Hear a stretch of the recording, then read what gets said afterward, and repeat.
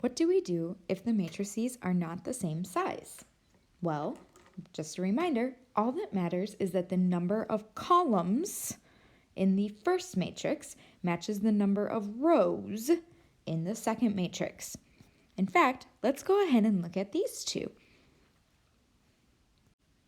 This first matrix here has 3 rows and 2 columns, so it's a 3 by 2. The second matrix has 2 rows and 2 columns. Again, because the number of columns in the first matrix matches the number of rows in the second matrix, we can go ahead and multiply these two matrices together. Look at what's left to get the dimensions of your product matrix. We're going to have a 3 by 2 matrix for our product. We're going to go ahead and get that set up over here. This video is to be watched after you've already watched the Intro to Matrix Multiplication video, because you should already know how to multiply the rows and columns together. We're going to go ahead and start with the top left entry, so the first row and the first column. 1 times 3 is 3, and 2 times 6 is 12, so we're going to be adding together 3 plus 12.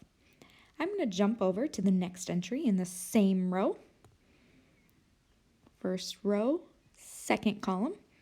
So now we have 1 times -5 is -5. And we're going to be adding that to 2 times -1, which is -2. Take a moment and pause the video. See if you can figure out the other 4 entries this time.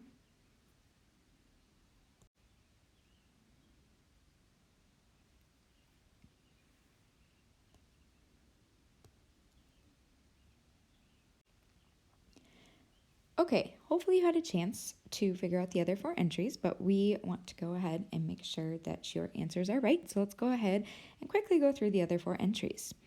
If we jump down to the second row in our product matrix, we're going to have to jump down to the second row in that first matrix. So we're going to have the 2, 7 row multiplied by the 3, 6 column, because we're in the first column. 2 times 3 is 6. And then 7 times 6 is 42. Jumping over to the second column, we're going to have the 2, 7 row multiplied by the -5, -1 column.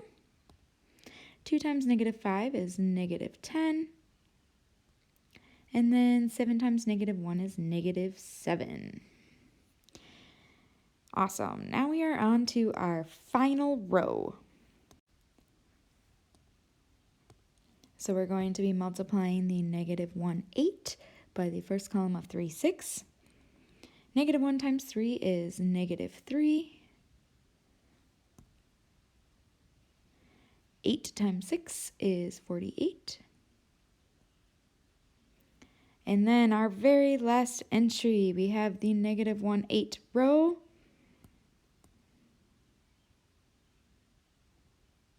by the 5, -1 column. So -1 times -5 is actually a positive 5, 5.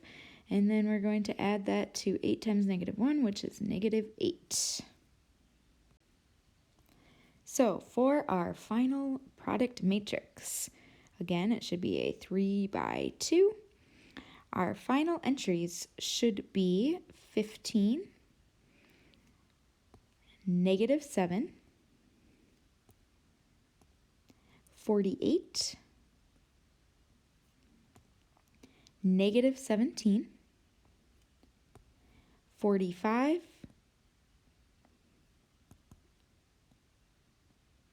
and lastly, -3.